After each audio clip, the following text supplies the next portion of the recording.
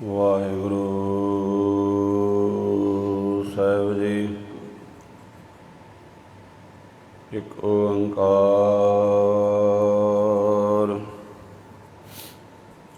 ਸਤਿਨਾਮ ਕਰਤਾ ਪੁਰਖ ਨਿਰਭਉ ਨਿਰਵੈਰ ਅਕਾਲ ਮੂਰਤ ਅਜੂਨੀ ਸੈਭੰ ਗੁਰ ਪ੍ਰਸਾਦ। ਜਪ ਆਦਿ ਸਚ ਜੁਗਾਦ ਸਚ ਹੈ ਵੀ ਸਚ। ਨਾਨਕ ਹੋਸੀ ਵੀ ਸਚ। ਅਗਮ ਅਗੋਚਰ ਸਚ ਸਾਹਿਬ ਮੇਰਾ। ਨਾਨਕ ਬੋਲੇ ਬੁਲਾਇਆ ਤੇਰਾ। ਸਤਿਨਾਮ ਸ਼੍ਰੀ ਵਾਹਿਗੁਰੂ ਸਾਹਿਬ ਜੀ। ਸ਼ਲੋਕ ਮਹੱਲਾ ਪਹਿਲਾ। ਪੜ੍ਹ ਪੜ੍ਹ ਗੱਡੀ ਲੱਦੀ ਹੈ, ਪੜ੍ਹ ਪੜ੍ਹ ਭਰੀਐ ਸਾਥ।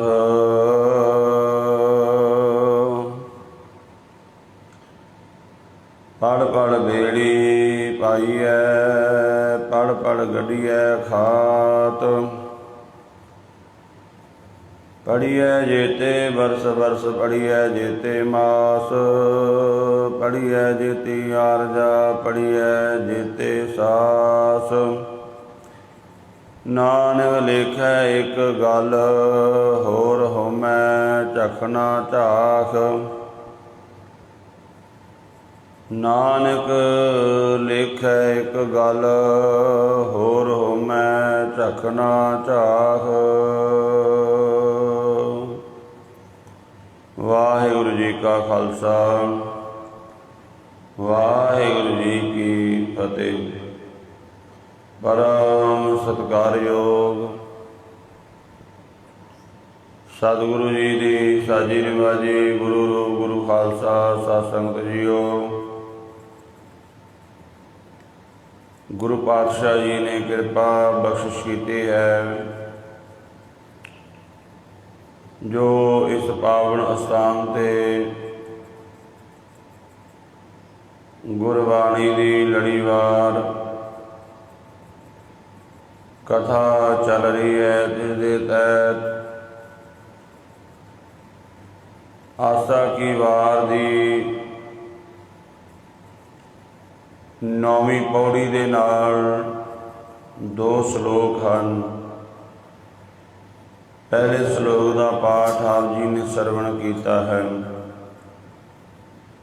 ਇਹਨਾਂ ਪਾਵਨ ਅੰਮ੍ਰਿਤ ਬਚਨਾਂ ਦੇ ਵਿੱਚ ਗੁਰੂ ਪਾਤਸ਼ਾਹ ਜੀ ਕੀ ਉਪਦੇਸ਼ ਬਖਸ਼ਿਸ਼ ਕਰ ਰਹੇ ਹਨ। ਪੌੜੀ ਵਾਲਾ ਸ਼ਬਦ ਹੈ, ਭਗਤ ਤੇਰੇ ਮਨ ਭਾਵਦੇ, ਦਰ ਸੋਹਣ ਕੀਰਤ ਗਾਵਦੇ। ਨਾਨਕ ਕਰਮਾਂ ਬਾਰੇ, ਦਰ ਢੋ ਨਾ ਲੈਣੀ ਧਾਵਦੇ। ਇੱਕ ਮੂਲ ਨਾ ਬੂਝਣ ਆਪਣਾ, ਅਣਹੋਂਦਾ ਆਪ ਗਣਾਏਂਦੇ। ਹੋਂ ਢਾਡੀ ਕਾ ਨੀਚ ਜਾਤ, ਹੋਰ ਉੱਤਮ ਜਾਤ ਸਦਾਏਂਦੇ। ਤਿਨ ਮੰਗਾ ਜੇ ਤੁਝੈ ਧਿਆਏਂਦੇ। ਗੁਰੂ ਪਾਤਸ਼ਾਹ ਜੀ ਕਿਰਪਾ ਕਰਦੇ ਨੇ ਸੰਸਾਰ ਦੇ ਵਿੱਚ ਜੋ ਵਾਹਿਗੁਰੂ ਦੀ ਸਿਫਤ ਸਲਾਹ ਵਡਿਆਈ ਕਰਦਾ ਹੈ, ਭਗਤੀ ਕਰਦਾ ਹੈ, ਉਹ ਵਾਹਿਗੁਰੂ ਦੇ ਮਨ ਨੂੰ ਭਾਉਂਦੇ ਹਨ। ਪਾਤਸ਼ਾਹ ਜੀ ਫਰਮਾਨ ਕਰਦੇ ਨੇ, ਉਹਨਾਂ ਭਗਤਾਂ ਦਾ ਮਿਲਾਪ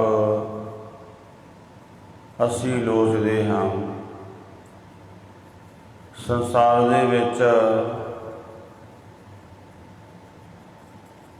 ਆਪਾਂ ਵੇਖਦੇ ਹਾਂ 2 ਤਰ੍ਹਾਂ ਦੀ ਵਿੱਦਿਆ ਹੈ। ਇੱਕ ਸੰਸਾਰਕ ਵਿੱਦਿਆ ਹੈ, ਇੱਕ ਰੂਹਾਨੀਅਤ ਦੀ ਧਰਮ ਦੀ ਵਿੱਦਿਆ ਹੈ। ਸੰਸਾਰਕ ਵਿੱਦਿਆ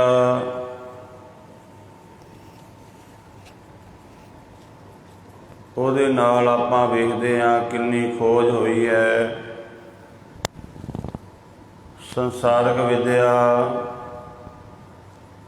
ਜਿੱਥੇ ਮਨੁੱਖ ਦਾ ਭਲਾ ਕਰਦੀ ਹੈ ਉੱਥੇ ਮਨੁੱਖ ਵਾਸਤੇ ਬਹੁਤ ਮਾਰੂ ਵੀ ਸਿੱਧ ਹੋਈ ਹੈ। ਸੰਸਾਰਕ ਵਿਦਿਆ ਦੇ ਨਾਲ ਬਿਜਲੀ ਦੀ ਖੋਜ ਹੋਈ ਹੈ। ਮੋਬਾਈਲ ਫੋਨ, ਕੰਪਿਊਟਰ, ਹੋਰ ਹਵਾਈ ਜਹਾਜ਼,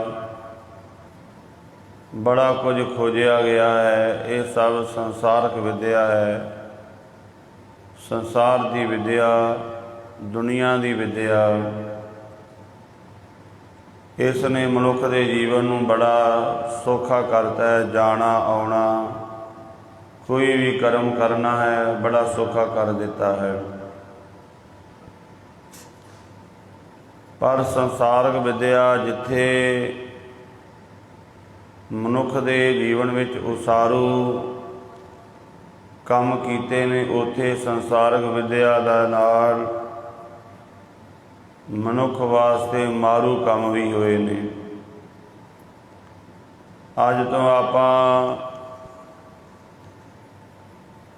500-700 ਸਾਲ ਪਿੱਛੇ ਚਲੇ ਜਾਈਏ, ਮਨੁੱਖ ਦੇ ਕੋਲ ਐਟਮ ਬੰਬ ਨਹੀਂ ਸੀ, ਪਰਮਾਣੂ ਬੰਬ ਨਹੀਂ ਸੀ। ਇਸ ਸੰਸਾਰਕ ਵਿਦਿਆ ਨਾਲ ਐਸੇ ਐਸੇ ਮਾਰੂ ਇਹ ਹਥਿਆਰ ਬਣੇ ਨੇ ਜਿਹਦੇ ਨਾਲ ਦੁਨੀਆ ਤਬਾਹ ਹੋ ਜਾਂਦੀ ਹੈ।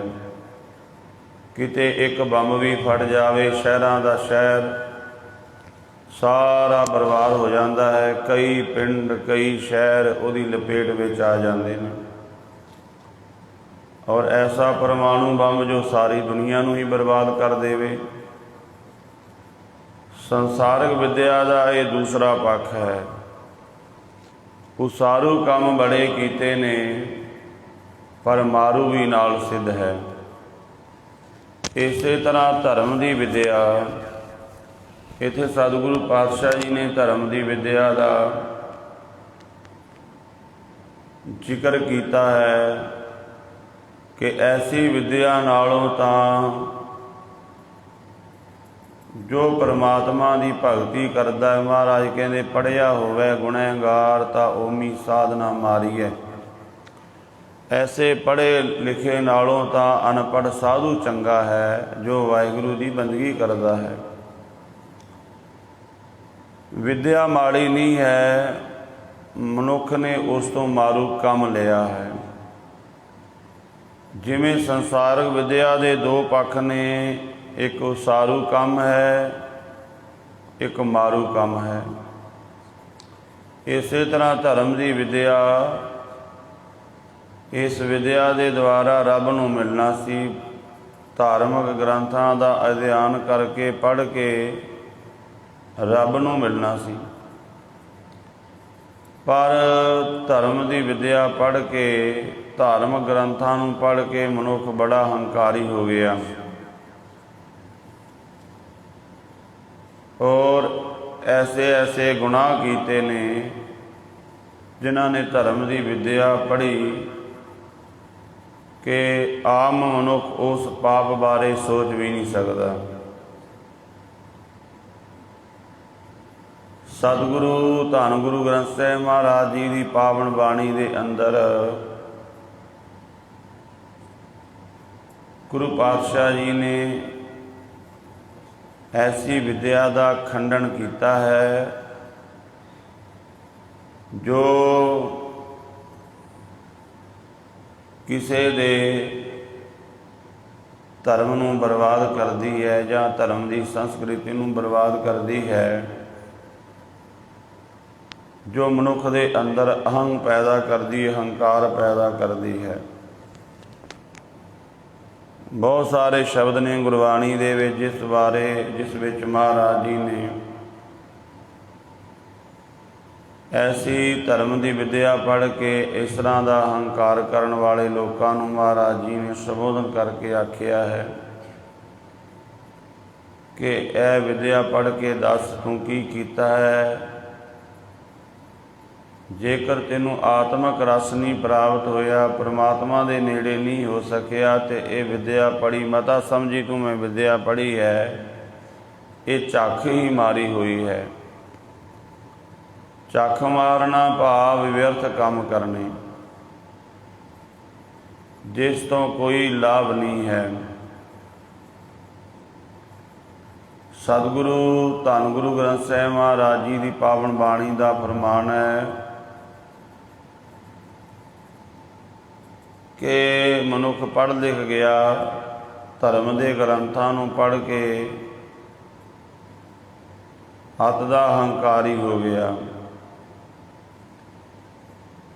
ਇੰਨਾ ਹੰਕਾਰੀ ਸੰਸਾਰਕ ਵਿਦਿਆ ਵਾਲਾ ਮਨੁੱਖ ਨਹੀਂ ਹੁੰਦਾ, ਜਿੰਨਾ ਧਰਮ ਦੀ ਵਿਦਿਆ ਵਾਲਾ ਹੋ ਜਾਂਦਾ ਹੈ। ਭਾਈ ਵੀਰ ਸਿੰਘ ਸੰਤ ਕਵੀ ਹੋਏ ਨੇ, ਉਹਨਾਂ ਨੇ ਐਸੇ ਮਨੁੱਖ ਬਾਰੇ ਲਿਖਿਆ ਹੈ ਕਿ ਇਸ ਤਰ੍ਹਾਂ ਦਾ ਮਨੁੱਖ, ਉਹਨੇ ਬਾਹਰੋਂ ਬੜਾ ਗਿਆਨ ਇਕੱਠਾ ਕੀਤਾ, ਕਦੇ ਕਿਸੇ ਥਾਂ 'ਤੇ ਚਲਾ ਗਿਆ, ਕਦੇ ਕਿਸੇ ਥਾਂ 'ਤੇ ਗਿਆ, ਉੱਥੇ ਰਹਿ ਕੇ ਕੁਝ ਸਮਾਂ ਉੱਥੋਂ ਦੀ ਵਿਦਿਆ ਸਿੱਖੀ, ਧਰਮਕ ਗ੍ਰੰਥਾਂ ਨੂੰ ਪੜ੍ਹਿਆ, ਪਰ ਉਹਨੂੰ ਆਪਣੇ ਜੀਵਨ ਦੇ ਵਿੱਚ ਨਹੀਂ ਢਾਲਿਆ, ਆਪਣੇ ਅਮਲ ਦੇ ਵਿੱਚ ਨਹੀਂ ਲਿਆਂਦਾ। ਤੇ ਕਹਿੰਦੇ ਅੱਤ ਦਾ ਹੰਕਾਰੀ ਹੋ ਗਿਆ ਵੀ ਮੇਰੇ ਵਰਗਾ ਤੇ ਕੋਈ ਹੋਰ ਹੈ ਹੀ ਨਹੀਂ। ਪਰ ਜਦੋਂ ਕਿਤੇ ਸੱਚੇ ਮੁਰਸ਼ਦ ਦੇ ਕੋਲ ਗਿਆ, ਸੱਚੇ ਗੁਰੂ ਦੇ ਕੋਲ ਗਿਆ, ਸੱਚੇ ਗੁਰੂ ਨੇ ਆਖਿਆ ਇਹ ਜਿਹੜਾ ਤੂੰ ਗਿਆਨ ਇਕੱਠਾ ਕਰੀ ਫਿਰਦਾ ਇਹ ਸਾਰੀ ਝੂਠ ਹੈ। ਝੂਠ ਭਾਵ ਦੂਜਿਆਂ ਦਾ ਗਿਆਨ ਹੈ, ਤੇਰਾ ਆਪਣਾ ਕੋਈ ਅਨੁਭਵ ਨਹੀਂ ਹੈ। ਭਾਈ ਵੀਰ ਸਿੰਘ ਜੀ ਲਿਖਦੇ ਨੇ ਕਿ ਇਸ ਤਰ੍ਹਾਂ ਦਾ ਮਨੁੱਖ ਸਿਰ ਕਚਕੋਲ ਬਣਾ ਹੱਥ ਲਿੱਤਾ, ਪੜਿਆਂ ਦੁਆਰੇ ਫਿਰਿਆ। ਇਹ ਜਿਹੜਾ ਸਿਰ ਹੈ ਇਹਨੂੰ ਕਚਕੋਲ ਕਹਿੰਦੇ ਨੇ, ਭਾਂਡਾ ਬਣਾ ਲਿਆ ਮੰਗਣ ਵਾਲਾ। ਸਿਰ ਕਚਕੋਲ ਬਣਾ ਹੱਥ ਲਿੱਤਾ, ਪੜਿਆਂ ਦੁਆਰੇ ਫਿਰਿਆ, ਦਰ ਦਰ ਦੇ ਟੁਕ ਮੰਗ ਮੰਗ ਪਾਏ, ਤੁੰਨ ਤੁੰਨ ਕੇ ਭਰਿਆ। ਕਦੇ ਕਿਸੇ ਕੋਲ ਗਿਆ, ਕਦੇ ਕਿਸੇ ਕੋਲ ਗਿਆ, ਉੱਥੋਂ ਗਿਆਨ ਇਕੱਠਾ ਕੀਤਾ, ਅਮਲ ਵਿੱਚ ਨਹੀਂ ਲਿਆਂਦਾ, ਗਿਆਨ ਇਕੱਠਾ ਜ਼ਰੂਰ ਕਰ ਲਿਆ। ਭਰਿਆ ਵੇਖ ਅਫਰਿਆ ਮੈਸਾ ਜਾਣਾ ਪੰਡਤ ਹੋਇਆ। ਜਦੋਂ ਬੜਾ ਗਿਆਨ ਹੋ ਗਿਆ ਤੇ ਆਫਰ ਗਿਆ ਵੀ ਮੈਂ ਤਾਂ ਹੁਣ ਬੜਾ ਗਿਆਨੀ ਹੋ ਗਿਆ, ਜਾਣਿਆ ਆਪਣੇ ਆਪ ਨੂੰ ਮੈਂ ਪੰਡਤ ਹੋ ਗਿਆ ਹਾਂ, ਬੜਾ ਵਿਦਵਾਨ ਬਣ ਗਿਆ। ਕਹਿੰਦੇ ਟਿਕੇ ਨਾ ਪੈਰ ਜਿਵੇਂ ਤੇ ਮੇਰਾ ਉੱਚਾ ਹੋ ਟੁਰਿਆ। ਹੰਕਾਰ ਹੋ ਗਿਆ ਨਾ। ਵੇਖੋ ਮਨੁੱਖ ਨੂੰ ਅਜੇ ਦੁਨੀਆ ਦੇ ਪਦਾਰਥ ਦੀ ਹੁਮੈ ਹੁੰਦੀ, ਪਰ ਇੰਨੀ ਨਹੀਂ ਹੁੰਦੀ ਜਿੰਨੀ ਮਨੁੱਖ ਨੂੰ, ਕਿਸੇ ਮਨੁੱਖ ਨੂੰ ਕੀਰਤਨ ਕਰਨਾ ਆ ਜੇ ਉਹ ਆਕੜ ਆਕੜ ਕੇ ਤੁਰਨ ਲੱਗ ਜਾਂਦਾ ਹੈ। ਕਿਸੇ ਨੂੰ ਕਥਾ ਕਰਨੀ ਆ ਗਈ,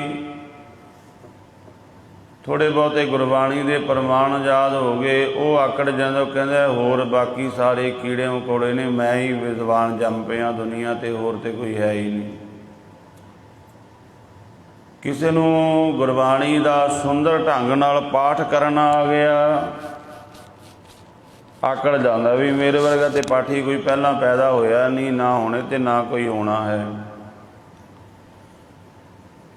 ਕਿਸੇ ਦਾ ਮੈਨੇਜਮੈਂਟ ਕਿਸੇ ਦੀ ਬੜੀ ਵਧੀਆ ਹੈ, ਗੁਰੂ ਘਰ ਦੇ ਅੰਦਰ ਬੜੇ ਸੁੰਦਰ ਢੰਗ ਨਾਲ ਲੰਗਰ ਦੀ ਸੇਵਾ ਹਰ ਇੱਕ, ਉਹਨੂੰ ਹੋ ਗਿਆ ਵੀ ਮੇਰੇ ਵਰਗੀ ਮੈਨੇਜਮੈਂਟ ਕੋਈ ਕਰ ਹੀ ਨਹੀਂ ਸਕਦਾ। ਜਿਸ ਤਰ੍ਹਾਂ ਮੈਂ ਚਲਾ ਰਿਹਾ, ਜਿਸ ਤਰ੍ਹਾਂ ਮੈਂ ਸੇਵਾ ਕਰ ਰਿਹਾ, ਇੱਦਾਂ ਨਹੀਂ ਕੋਈ ਕਰ ਸਕਦਾ, ਕੋਈ ਜੰਮਿਆ ਹੀ ਨਹੀਂ ਹੈ। ਧਰਮ ਦੇ ਕਰਮਾਂ ਦੀ ਸਾਨੂੰ ਬੜੀ ਵਿਦਿਆ, ਧਰਮ ਦੇ ਕਰਮਾਂ ਦੀ ਸਾਨੂੰ ਬੜੀ ਹੁਮੈ ਹੋ ਜਾਂਦੀ, ਹੰਕਾਰ ਹੋ ਜਾਂਦਾ ਹੈ। ਤੇ ਪਾਤਸ਼ਾਹ ਜੀ ਫਰਮਾਨ ਕਰਦੇ ਨੇ ਇਸ ਤਰ੍ਹਾਂ ਦਾ ਮਨੁੱਖ ਮਤਾ ਸਮਝ ਲਈ ਮੈਂ ਰੱਬ ਦੇ ਘਰ ਪ੍ਰਵਾਨ ਹੋ ਜਾਵਾਂਗਾ। ਪ੍ਰਵਾਨ ਉਹੀ ਹੁੰਦਾ ਹੈ ਜਿਹਦੇ ਵਿੱਚ ਨਿਮਰਤਾ ਹੋਵੇ, ਸੇਵਾ ਕਰਨੀ ਮਾੜੀ ਨਹੀਂ, ਕਥਾ ਕੀਰਤਨ ਕਰਨਾ ਬੜੇ ਸ੍ਰੇਸ਼ਟ ਗੁਣ ਹਨ। ਪਰ ਇਹਨਾਂ ਗੁਣਾਂ ਤੋਂ ਲਾਭ ਕੀ ਲੈਣਾ? ਰੱਬ ਨਾਲ ਜੁੜਨਾ ਕਿ ਪਰਮਾਤਮਾ ਤੂੰ ਮੈਨੂੰ ਇਹ ਗੁਣ ਦਿੱਤਾ ਹੈ। ਜਦੋਂ ਆਪਾਂ ਰੱਬ ਨਾਲ ਜੁੜਾਂਗੇ ਤਾਂ ਫਿਰ ਆਕੜ ਮੁੱਕ ਜਾਏਗੀ ਵੀ ਮੈਂ ਆਕੜ ਕਿਹੜੀ ਗੱਲ ਦੀ, ਕਿਉਂਕਿ ਮੇਰੀ ਚੀਜ਼ ਤਾਂ ਹੈ ਨਹੀਂ। ਆਪਾਂ ਕਿਸੇ ਦੀ ਗੱਡੀ ਵਿੱਚ ਬੈਠੇ ਹੋਈਏ ਆਕੜ ਕਰਾਂਗੇ, ਕਿਸੇ ਦੀ ਕੋਠੀ ਵਿੱਚ ਜਾ ਕੇ ਬੈਠੀਏ ਕੀ ਆਕੜ ਕਰਾਂਗੇ?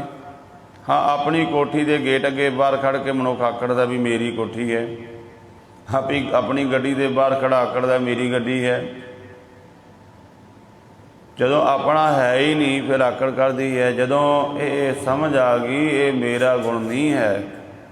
ਪੰਚਮ ਪਾਤਸ਼ਾਹ ਗੁਰੂ ਅਰਜਨ ਦੇਵ ਜੀ ਮਹਾਰਾਜ, ਸ਼੍ਰੀ ਗੁਰੂ ਗ੍ਰੰਥ ਸਾਹਿਬ ਮਹਾਰਾਜ ਜੀ ਦੀ ਸੰਪਾਦਨਾ ਹੋਈ ਤੇ ਮਹਾਰਾਜ ਬਚਨ ਉਚਾਰਨ ਕਰਦੇ ਨੇ, ਤੇਰਾ ਕੀਤਾ ਜਾਤੋ ਨਾਹੀ ਮੈਨੂੰ ਜੋਗ ਕੀਤੋਈ, ਮੈਂ ਨਿਰਗੁਣ ਆਰੇ ਕੋ ਗੁਣ ਨਾਹੀ ਆਪੇ ਤਰਸ ਪਿਓਈ। ਇਹ ਤੁਸੀਂ ਤਰਸ ਕੀਤਾ ਹੈ, ਇਹ ਤੁਸੀਂ ਬਖਸ਼ਿਸ਼ ਕਰਕੇ ਸੇਵਾ ਲਈ ਹੈ। ਕੋਈ ਕਵੀ 4 ਸਤਰਾਂ ਲਿਖ ਲਵੇ ਤੇ ਉਹ ਲੋਕਾਂ ਵਿੱਚ ਹੰਕਾਰ ਕਰਦਾ, ਇਹਦੇ ਹੱਕ ਇਸ ਕਵਿਤਾ ਦੇ, ਇਸ ਗੀਤ ਦੇ ਸਾਰੇ ਹੱਕ ਕਵੀ ਦੇ ਰਾਖਵੇਂ ਹਨ। ਕੋਈ ਹੋਰ ਨਹੀਂ ਇਹਨਾਂ ਨੂੰ ਵਰਤ ਸਕਦਾ ਬਿਨਾਂ ਪਰਮਿਸ਼ਨ ਲਏ, ਬਿਨਾਂ ਆਗਿਆ ਲਏ। ਪਰ ਸਤਿਗੁਰੂ ਕਹਿੰਦੇ ਗੁਰੂ ਗ੍ਰੰਥ ਸਾਹਿਬ ਜੀ ਦੀ ਬਾਣੀ ਕੋਈ ਪੜ੍ਹੇ, ਕੋਈ ਗਾਵੇ ਕੋ ਸੁਣੈ, ਹਰ ਨਾਮਾ ਚਿਤ ਲਾਏ, ਕੋ ਕਬੀਰ ਸੰਸਾਨੀ ਅੰਤ ਪਰਮਗਤ ਪਾਏ। ਕੋਈ ਪੜ੍ਹ ਲਵੇ ਬਾਣੀ ਨੂੰ, ਕੋਈ ਸੇਵਾ ਕਰ ਲੇ, ਕਿਸੇ ਦੀ ਪਰਮਿਸ਼ਨ ਲੈਣ ਦੀ ਤੁਹਾਨੂੰ ਲੋੜ ਨਹੀਂ ਹੈ। ਮਹਾਰਾਜ ਕਹਿੰਦੇ ਆਓ ਭਾਈ ਬਾਣੀ ਪੜ੍ਹੋ, ਨਾਮ ਜਪੋ, ਸੇਵਾ ਕਰੋ। ਭਾਈ ਵੀਰ ਸਿੰਘ ਲਿਖਦੇ ਨੇ, ਕਹਿੰਦੇ ਉਹ ਜਦੋਂ ਇੰਨਾ ਗਿਆਨ ਹੋ ਗਿਆ ਤੇ ਜਾਣਿਆ ਮੈਂ ਬੜਾ ਵਿਦਵਾਨ ਹੋ ਗਿਆ, ਟਿਕੇ ਨਾ ਪੈਰ ਜਿਮੀ ਤੇ ਮੇਰਾ ਉੱਚਾ ਹੋ ਟੁਰਿਆ। ਇੱਕ ਦਿਨ ਇੱਕ ਚਕੋਲ ਲੈ ਗਿਆ, ਮੁਰਸ਼ਦ ਮੂਹਰੇ ਧਰਿਆ। ਇੱਕ ਦਿਨ ਸੱਚੇ ਮੁਰਸ਼ਦ ਦੇ ਕੋਲ ਚਲਾ ਗਿਆ, ਆਪਣਾ ਇਹ ਸਿਰ ਦੇ ਵਿੱਚ ਖੋਪੜੀ ਵਿੱਚ ਜਿਹੜਾ ਗਿਆਨ ਇਕੱਠਾ ਕੀਤਾ ਸੀ ਮੁਰਸ਼ਦ ਮੂਹਰੇ ਆ ਕੇ ਵੀ ਦੱਸਤਾ ਵੀ ਮੈਂ ਤਾਂ ਇੰਨਾ ਗਿਆਨੀ ਹੋ ਗਿਆ। ਝੂਠ ਝੂਠ ਕਰ ਉਸ ਉਲਟਾਇਆ, ਖਾਲੀ ਕਰਿਆ ਸਾਰਾ। ਉਹ ਕਹਿੰਦੇ ਤਾਂ ਤੂੰ ਸਾਰੀ ਝੂਠ ਇਕੱਠੀ ਕਰੀ ਵੇਚਦਾ ਹੈ, ਭਾਵ ਦੂਜਿਆਂ ਦਾ ਮੰਗਿਆ ਹੋਇਆ ਗਿਆਨ ਝੂਠ ਹੈ। ਗਿਆਨ ਉਹੀ ਹੈ ਜੋ ਆਪਣੇ ਅਨੁਭਵ ਦੇ ਵਿੱਚੋਂ ਪੈਦਾ ਹੋਵੇ। ਆਪਣੇ ਅਨੁਭਵ ਦੇ ਵਿੱਚੋਂ ਕਿਵੇਂ ਪੈਦਾ ਹੋਵੇਗਾ? ਜਿਹੜਾ ਆਪਾਂ ਅਭਿਆਸ ਕਰਾਂਗੇ ਉਹ ਆਪਣਾ ਗਿਆਨ ਹੋਵੇਗਾ। ਮਲ ਮਲ ਕੇ ਫਿਰ ਧੋਤਾ, ਇਸ ਨੂੰ ਮੈਲ ਇਲਮ ਦੀ ਲਾਈ, ਵੇਖੋ ਇਹ ਕਚਕੋਲ ਕਮਲ ਵਾਂਗ ਕਿੰਝ ਖਿੜਿਆ। ਫਿਰ ਮੁਰਸ਼ਦ ਨੇ ਉਹਨੂੰ ਖਾਲੀ ਕਰਤਾ ਸਾਰਾ। ਹੰਕਾਰ ਦੀ ਜਿਹੜੀ ਹੋਮੈ ਦੀ ਮੈਲ ਅੰਦਰ ਲੱਗੀ ਸੀ ਉਹ ਸਾਰਾ ਦੂਰ ਕਰ ਦਿੱਤਾ। ਇਹੀ ਦਿਮਾਗ ਰੁਸ਼ਨਾ ਗਿਆ ਜਦੋਂ ਗੁਰੂ ਦੀ ਮੱਤ ਲੈ ਕੇ ਨਾਮ ਜਪਿਆ, ਸੇਵਾ ਸਿਮਰਨ ਕੀਤਾ। ਵਿਦਿਆ ਸੰਸਾਰ ਦੀ ਵੀ ਹੋਵੇ ਉਹਦੇ 2 ਪੱਖ ਨੇ, ਇੱਕ ਉਸਾਰੂ ਪੱਖ ਹੈ, ਇੱਕ ਮਾਰੂ ਪੱਖ ਹੈ। ਧਰਮ ਦੀ ਵਿਦਿਆ ਦੇ ਵੀ 2 ਪੱਖ ਨੇ, ਧਰਮਕ ਗ੍ਰੰਥ, ਧਰਮ ਦੀ ਕਲਾ। ਜੇ ਮਨੁੱਖ ਗੁਰੂ ਦੀ ਮੱਤ ਲੈ ਕੇ ਚੱਲੇ ਤੇ ਇਹਦੇ ਜੀਵਨ ਵਿੱਚ ਬੜੀ ਜਿਹੜੀ ਹੈ ਉਹ ਉੱਚਤਾਈ ਆ ਸਕਦੀ ਹੈ, ਜੀਵਨ ਬੜਾ ਰੁਸ਼ਨਾ ਸਕਦਾ ਹੈ।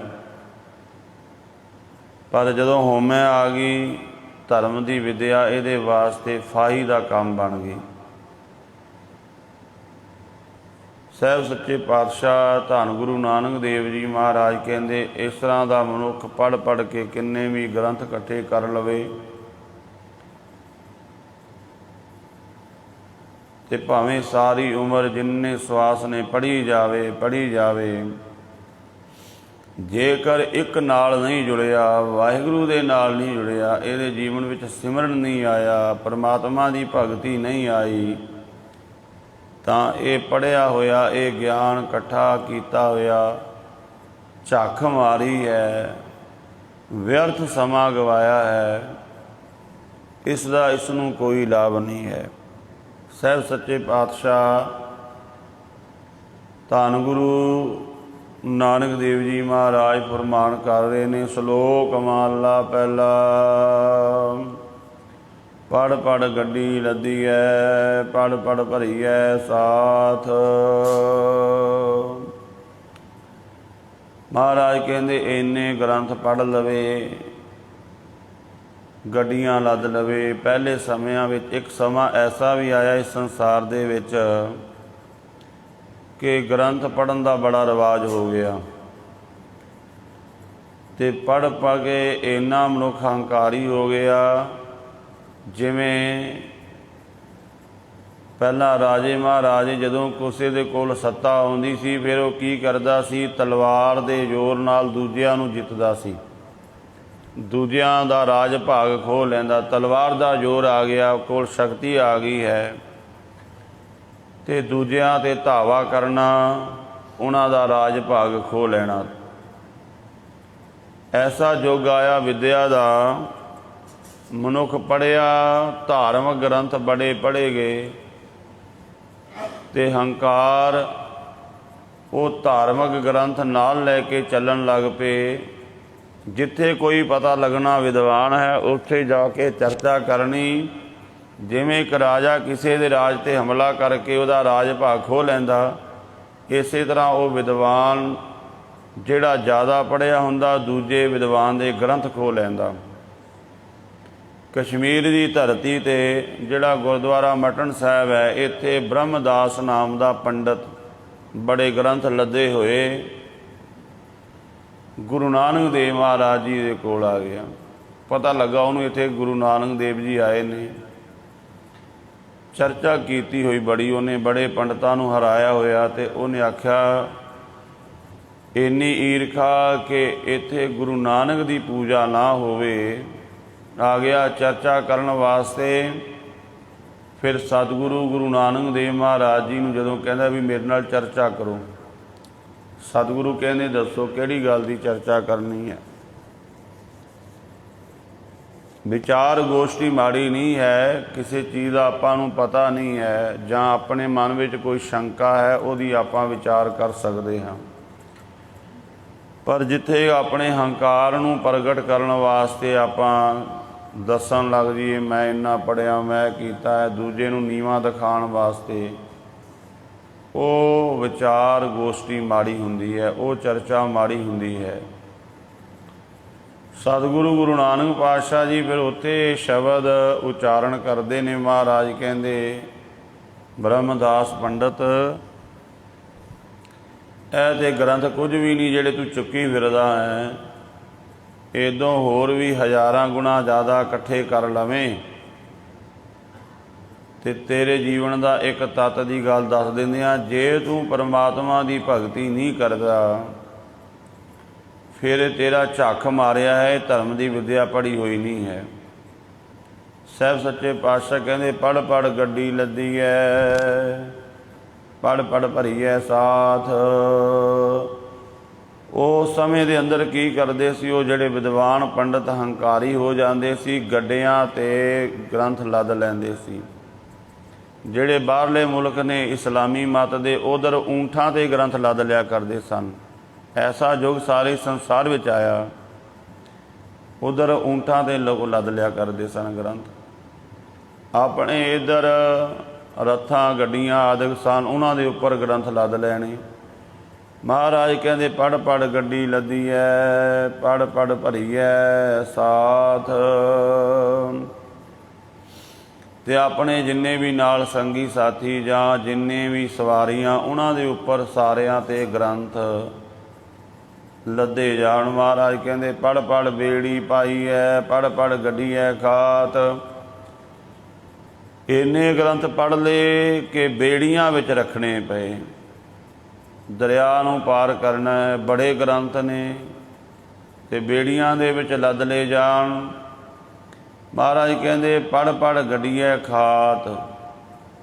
ਇੰਨੇ ਗ੍ਰੰਥ ਘਰ ਵਿੱਚ ਜਗ੍ਹਾ ਨਹੀਂ ਰਹੀ ਤੇ ਘਰ ਦੇ ਵਿੱਚ ਤਹਿਖਾਨਾ ਬਣਾ ਕੇ ਨਾ ਥੱਲੇ ਡੂੰਘਾ ਉੱਥੇ ਗ੍ਰੰਥ ਲੱਗ ਰਹੇ। ਜਿਵੇਂ ਅੱਜ ਕੱਲ੍ਹ ਕਿ ਆਪਾਂ ਬੇਸਮੈਂਟ ਲੋਕ ਬਣਾਉਂਦੇ ਨੇ ਆਪਣੇ ਘਰ ਦੇ ਥੱਲੇ ਜਗ੍ਹਾ, ਜਾਂ ਦੁਕਾਨਾਂ ਦੇ ਵਿੱਚ ਹੁੰਦੀ ਆ, ਉਹ ਥੱਲੇ ਸਟੋਰ ਬਣਾਇਆ ਹੁੰਦਾ ਹੈ, ਉਹ ਥੱਲੇ ਉਹਦੇ ਵਿੱਚ ਜਿੰਨਾ ਵੀ ਹੁੰਦਾ ਸਮਾਨ ਫਾਲਤੂ ਦਾ ਵਾਧੂ ਦਾ ਉਹ ਰੱਖਿਆ ਹੁੰਦਾ ਹੈ। ਪਾਤਸ਼ਾਹ ਕਹਿੰਦੇ ਇੰਨੇ ਗ੍ਰੰਥ ਕਿ ਘਰ ਵਿੱਚ ਰੱਖਣ ਜੋਗੀ ਜਗ੍ਹਾ ਨਾ ਹੋਵੇ, ਥੱਲੇ ਧਰਤੀ ਵਿੱਚ ਡੂੰਘੇ ਟੋਏ ਪੱਟ ਕੇ ਉੱਥੇ ਰੱਖੇ ਜਾਣ। ਪੜ੍ਹੀਐ ਜੇਤੇ ਬਰਸ ਬਰਸ ਪੜ੍ਹੀਐ ਜੇਤੇ ਮਾਸ, ਜਿੰਨੇ ਵੀ ਬਰਸ ਸਾਲ ਹਨ ਜੀਵਨ ਦੇ ਸਾਰੀ ਉਮਰ ਪੜ੍ਹੀ ਜਾਵੇ। ਇੰਨਾ ਪੜ੍ਹਨ ਵਿੱਚ ਮਸ਼ਰੂਫ ਹੋਵੇ, ਸਾਸ ਸਾਸ ਉੱਠਦਿਆਂ ਬਹਿੰਦਿਆਂ ਸੌਂਦਿਆਂ ਜਾਗਦਿਆਂ ਪੜ੍ਹੀ ਜਾਵੇ, ਬਸ ਵਿਦਿਆ ਵੱਲ ਹੀ ਧਿਆਨ ਹੋਵੇ। ਮਹਾਰਾਜ ਕਹਿੰਦੇ ਪੜ੍ਹੀਐ ਜੇਤੀ ਆਰਜਾ, ਪੜ੍ਹੀਐ ਜੇਤੇ ਸਾਸ, ਜਿੰਨੇ ਸਾਲ ਮਹੀਨੇ ਜਿੰਨੀ ਉਮਰ ਹੈ ਜਿੰਨੇ ਸਵਾਸ ਨੇ ਸਾਰਾ ਸਮਾਂ ਹੀ ਪੜ੍ਹਾਈ ਵਿੱਚ ਲਾ ਦੇਵੇ, ਪੜ੍ਹਨ ਵਿੱਚ ਲਾ ਦੇਵੇ। ਉਹ ਗ੍ਰੰਥ ਵਿੱਚ ਕੀ ਲਿਖਿਆ ਉੱਥੋਂ ਪ੍ਰਮਾਣ ਇਕੱਠੇ ਕਰ ਲਏ, ਉੱਥੋਂ ਪ੍ਰਮਾਣ ਇਕੱਠੇ ਕਰ ਲਏ, ਪਰ ਨਾਮ ਜਪਿਆ ਹੀ ਨਹੀਂ। ਵਿਦਿਆ ਪੜ੍ਹਨੀ ਸੀ ਵੀ ਸੋਝੀ ਲੈਣ ਵਾਸਤੇ, ਸਾਨੂੰ ਕੋਈ ਸੋਝੀ ਆ ਜਾਵੇ ਉਸ ਤੋਂ ਆਪਾਂ ਲਾਭ ਲੈਣਾ ਸੀ। ਇਹਨੂੰ ਆਪਾਂ ਇੱਦਾਂ ਸਮਝ ਲਈਏ ਕੋਈ ਬੱਚਾ ਪੜ੍ਹੀ ਜਾਵੇ, ਉਹ ਕਿਸੇ ਨੌਕਰੀ 'ਤੇ ਨਾ ਲੱਗੇ। ਪੜ੍ਹਾਈ ਦਾ ਤਾਂ ਇਹ ਸੀ ਵੀ ਚਲੋ ਪੜ੍ਹਿਆ ਜਿੰਨਾ ਵੀ ਪੜ੍ਹ ਗਿਆ, ਪੜ੍ਹ ਕੇ ਕਿਸੇ ਕੰਮ ਧੰਦੇ ਲੱਗ ਜਾਂਦਾ, ਆਪਣੇ ਪਰਿਵਾਰ ਨੂੰ ਸੰਭਾਲਦਾ, ਕਮਾਈ ਕਰਦਾ, ਆਪਣਾ ਜੀਵਨ ਵਧੀਆ ਜੀਵਦਾ। ਪਰ ਕਹਿੰਦਾ ਨਹੀਂ ਅਜੇ ਹੋਰ ਪੜ੍ਹਨਾ, ਨੌਕਰੀ ਬਾਅਦ 'ਚ ਕਰਾਂਗੇ, ਅਜੇ ਨਹੀਂ ਕਰਨੀ ਹੈ। ਕਰਦਿਆਂ ਉਮਰ ਲੰਘ ਗਈ ਨੌਕਰੀ ਕਰਨ ਦੀ ਵੀ। ਉਮਰ ਲੰਘ ਗਈ, ਏਜ ਹੁੰਦੀ ਹੈ ਸਰਕਾਰੀ ਨੌਕਰੀ ਜਾਂ ਪ੍ਰਾਈਵੇਟ ਵੀ ਆਪਾਂ ਵੇਖਦੇ ਹਾਂ, ਉਹ ਕਹਿੰਦੇ ਇੰਨੀ ਏਜ ਵਾਲਾ ਬੰਦਾ ਹੀ ਨੌਕਰੀ ਕਰ ਸਕਦਾ ਹੈ, ਇਹ ਤੋਂ ਜ਼ਿਆਦਾ ਨਹੀਂ। ਬੜੀਆਂ ਡਿਗਰੀਆਂ ਇਕੱਠੀਆਂ ਕਰ ਲਈਆਂ, PhD DF ਦੀ ਪਤਾ ਨਹੀਂ ਕੀ ਕੁਝ ਇਕੱਠਾ ਕਰ ਲਿਆ। ਹੁਣ ਜਦੋਂ ਸਮਝ ਆਈ ਵੀ ਇਹ ਪੜ੍ਹਾਈ ਨੂੰ ਹੁਣ ਵਰਤਾਂ ਕਿਵੇਂ, ਉਮਰ ਲੰਘ ਗਈ, ਕਿਤੇ ਨੌਕਰੀ ਕਰਨ ਵਾਸਤੇ ਗਿਆ, ਉਹ ਕਹਿੰਦੇ ਤੇਰੀ ਉਮਰ, ਡਿਗਰੀਆਂ ਵੇਖੀਆਂ ਬਹੁਤ ਨੇ ਪਰ ਉਮਰ ਲੰਘ ਗਈ, ਕਹਿੰਦੇ ਤੂੰ ਨਹੀਂ ਨੌਕਰੀ ਕਰ ਸਕਦਾ। ਹੁਣ ਮੱਥੇ ਹੱਥ ਮਾਰਦਾ ਵੀ ਇਹ ਤੇ ਮੈਂ ਝਾਕੀ ਮਾਰੀ ਸਾਰੀ ਉਮਰ, ਕਿਸੇ ਕੰਮ ਨਹੀਂ ਰਹਿ ਗਈ ਪੜ੍ਹਾਈ, ਕਿਉਂਕਿ ਹੁਣ ਉਹ ਪੜ੍ਹਾਈ ਡਿਗਰੀਆਂ ਕਿਸੇ ਕੰਮ ਨਹੀਂ। ਇਸੇ ਤਰ੍ਹਾਂ ਸਾਰੀ ਉਮਰ ਪੜ੍ਹਦਾ ਰਿਹਾ, ਧਰਮ ਦੇ ਕਰਮ ਕਰਦਾ ਰਿਹਾ, ਪਰ ਰੱਬ ਨਾਲ ਜੁੜਿਆ ਹੀ ਨਹੀਂ ਹੈ। ਕਦੇ ਤੀਰਥਾਂ 'ਤੇ ਚਲਾ ਗਿਆ, ਕਦੇ ਕਿਤੇ ਚਲਾ ਗਿਆ, ਕਦੇ ਕਿਤੇ ਚਲਾ ਗਿਆ। ਬੜੇ ਗ੍ਰੰਥ ਪੜ੍ਹ ਲਏ, ਪੜ੍ਹ ਕੇ ਫਿਰ ਐਸਾ ਵੇਖਣ ਨੂੰ ਮਿਲਦਾ ਕਿਸੇ ਬੰਦੇ ਨੂੰ ਥੋੜ੍ਹੀ ਜਿਹੀ ਕੋਈ ਗੱਲ ਮਿਲ ਜੇ ਨਾ, ਉਹ ਫਿਰ ਵਾਰ ਰਿਪੀਟ ਕਰਦਾ ਇੱਦਾਂ। ਹਾਂ, ਜਿੱਥੇ ਕੋਈ ਤੁਹਾਡੇ ਕੋਲ ਸਵਾਲ ਕਰਦਾ ਉੱਥੇ ਤੁਸੀਂ ਆਪਣਾ ਗਿਆਨ ਅੱਗੇ ਰੱਖੋ, ਦੱਸੋ ਵੀ ਇੱਦਾਂ ਗੱਲ ਹੈ। ਬਿਨਾਂ ਮਤਲਬ ਤੋਂ ਰੋਕ ਕੇ ਐਵੇਂ ਰੌਲਾ ਪਾਈ ਜਾਣਾ। ਪਾਤਸ਼ਾਹ ਕਹਿੰਦੇ ਫਿਰ ਅਖੀਰ ਵਿੱਚ ਪਛਤਾਉਂਦਾ ਮਨੁੱਖ ਜਦੋਂ ਸਵਾਸ ਨਿਕਲਦੇ ਨੇ ਅਤੇ ਵੇਖਦਾ ਮੇਰੇ ਪੱਲੇ ਤਾਂ ਕੁਝ ਹੈ ਨਹੀਂ, ਕਿਉਂਕਿ ਬੰਦਗੀ ਕੀਤੀ ਨਹੀਂ, ਨਾਮ ਜਪਿਆ ਨਹੀਂ ਹੈ। ਮਹਾਰਾਜ ਕਹਿੰਦੇ ਨਾਨਕ ਲੇਖਿਆ ਇੱਕ ਗੱਲ, ਹੋਰ ਹੋਮੈ ਝਖਣਾ ਝਾਖ। ਲੇਖੇ ਵਿੱਚ ਤੇਰੀ ਇੱਕੋ ਗੱਲ ਆਉਣੀ ਹੈ, ਉਹ ਹੈ ਵਾਹਿਗੁਰੂ ਦੀ ਬੰਦਗੀ। ਅੱਛਾ, ਕੋਈ ਬੱਚਾ ਪੜ੍ਹਿਆ ਨਹੀਂ ਹੈ, ਕੋਈ ਐਸੇ ਕਾਰਨ ਬਣ ਗਏ ਨਹੀਂ ਪੜ੍ਹਿਆ, ਅਨਪੜ੍ਹ ਰਹਿ ਗਿਆ, ਉਹ ਕਿਸੇ ਵਧੀਆ ਕਾਰੀਗਰ ਕੋਲ ਚਲਾ ਗਿਆ, ਉਸ ਕਾਰੀਗਰ ਕੋਲ ਉਹਨੇ ਕਲਾ ਸਿੱਖ ਲਈ। ਕੋਈ ਜਿਵੇਂ ਆਪਾਂ ਵੇਖਦੇ ਹਾਂ ਕੋਈ ਪੇਂਟ ਕਰਦਾ, ਕੋਈ ਕੋਠੀਆਂ ਉਸਾਰਨ ਦਾ ਕੰਮ, ਕੋਈ ਕਿਸ ਤਰ੍ਹਾਂ ਦਾ। ਹੁਣ ਉਹ ਪੜ੍ਹਿਆ ਨਹੀਂ ਹੈ, ਪਰ ਉਹ ਐਸੇ ਡਿਗਰੀਆਂ ਵਾਲੇ ਨਾਲੋਂ ਚੰਗਾ ਹੈ ਜਿਹੜਾ ਸਾਰੀ ਉਮਰ ਪੜ੍ਹ ਕੇ ਗਵਾਤੀ, ਨੌਕਰੀ ਲੈਣ ਗਿਆ ਅਤੇ ਉਮਰ ਲੰਘ ਗਈ ਸੀ, ਪਰ ਉਹ ਅਨਪੜ੍ਹ ਚੰਗਾ ਹੈ, ਕਿਉਂਕਿ ਉਹਨੇ ਕਲਾ ਸਿੱਖ ਕੇ ਆਪਣਾ ਘਰ ਪਰਿਵਾਰ ਵਸਾ ਲਿਆ, ਵਧੀਆ ਕਮਾਉਂਦਾ ਹੈ, ਵਧੀਆ ਆਪਣਾ ਪਰਿਵਾਰ ਦੇ ਵਿੱਚ ਰਹਿੰਦਾ ਹੈ। ਉਹ ਮਹਾਰਾਜ ਕਹਿੰਦੇ ਪੜ੍ਹਿਆ ਹੋਵੇ ਗੁਣੇਗਾਰ ਤਾਂ ਓਮੀ ਸਾਧਨਾ ਮਾਰੀਏ। ਓਮੀ ਕਹਿੰਦੇ ਨੇ ਅਨਪੜ੍ਹ। ਉਸ ਪੜ੍ਹੇ ਲਿਖੇ ਵਿਦਵਾਨ ਨਾਲੋਂ ਅਨਪੜ੍ਹ ਸਾਧੂ ਚੰਗਾ, ਜਿਹੜਾ ਵਾਹਿਗੁਰੂ ਜਪ ਰਿਹਾ ਹੈ, ਜਿਹੜਾ ਸਮਾਧੀ ਲਾ ਕੇ ਬੈਠਾ, ਰੱਬ ਦੇ ਵਿੱਚ ਲਿਵ ਜੋੜ ਕੇ ਬੈਠਾ ਹੈ। ਤੋ ਪਾਤਸ਼ਾਹ ਕਹਿੰਦੇ ਜੇਕਰ ਤੂੰ ਰੱਬ ਨਾਲ ਨਹੀਂ ਜੁੜਿਆ, ਬਸ ਤੇਰੀ ਇੱਕੋ ਗੱਲ ਲੇਖੇ ਵਿੱਚ ਲਿਖਣੀ ਹੈ, ਉਹ ਹੈ ਰੱਬ ਦੀ ਭਗਤੀ ਕਿੰਨੀ ਕੀਤੀ ਹੈ। ਇਹ ਨਹੀਂ ਵੇਖਿਆ ਜਾਣਾ ਵੀ ਤੂੰ ਕਿੰਨੇ ਗ੍ਰੰਥ ਪੜ੍ਹਿਆ, ਕਿੰਨਾ ਕੁਝ ਪੜ੍ਹਿਆ, ਇਹ ਵੇਖਿਆ ਜਾਣਾ ਤੂੰ ਭਗਤੀ ਕਿੰਨਾ ਸਮਾਂ ਕੀਤੀ ਹੈ। ਤੇ ਜੇ ਨਹੀਂ, ਮਹਾਰਾਜ ਕਹਿੰਦੇ ਹੋਰ ਹੋਮੈ ਝਖਣਾ ਝਾਕ ਸਮਝ ਲੈ, ਹੋਰ ਇਹ ਕਰਮ ਕੀਤੇ ਝੱਖ ਮਾਰੀ ਹੈ, ਇਹ ਵਿਅਰਥ ਦੇ ਕਰਮ ਕੀਤੇ, ਇਹਨਾਂ ਵਿੱਚੋਂ ਕੋਈ ਲਾਭ ਨਹੀਂ ਪ੍ਰਾਪਤ ਹੋਣਾ। ਇਸ ਤਰ੍ਹਾਂ ਸਾਹਿਬ ਸੱਚੇ ਪਾਤਸ਼ਾਹ ਧੰਨ ਗੁਰੂ ਨਾਨਕ ਦੇਵ ਜੀ ਮਹਾਰਾਜ ਪਾਵਨ ਬਾਣੀ ਦੇ ਦੁਆਰਾ ਉਪਦੇਸ਼ ਬਖਸ਼ਿਆ ਹੈ। ਸਤਿਗੁਰੂ ਮੈਂ ਰਾਮਤ ਕਰਨ, ਸਤਿਗੁਰੂ ਦੇ ਅੰਮ੍ਰਿਤ ਬਚਨਾਂ ਨੂੰ ਕਮਾ ਸਕੀਏ। ਹੋਈਆਂ ਭੁੱਲਾਂ ਦੀ ਖਿਮਾ ਜੀ। ਵਾਹਿਗੁਰੂ ਜੀ ਕਾ ਖਾਲਸਾ, ਵਾਹਿਗੁਰੂ ਜੀ ਕੀ ਫਤਿਹ।